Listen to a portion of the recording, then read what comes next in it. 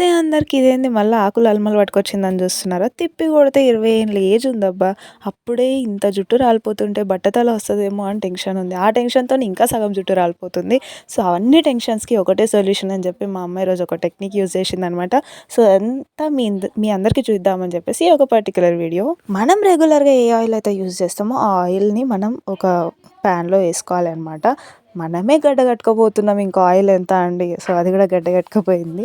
So అది మనం వేడి చేస్తే నార్మల్ ఆయిల్ కన్సిస్టెన్సీకి వస్తుంది. తర్వాత ఈ ఆకులన్నీ అందులో వేయాలన్నమాట. సో ఆకులంటే మళ్ళీ ఏదో పచ్చిగడ్డి ఎండుగడ్డి కాదు, మందారం ఆకు, కరివేపాకు, గోరింటాకు అండ్ మందారం పువ్వు ఉంటే కూడా వేసుకుంటే ఇంకా బెస్ట్ అనమాట. అండ్ నెక్స్ట్ మెంతులు, ఇంకా ఫ్లాక్ సీడ్స్, నథింగ్ బట్ ఔషధ గింజలు అండ్ ఆనియన్, ఇవన్నీ వేసి బాగా వేడి చేయాలి ఆయిల్లో.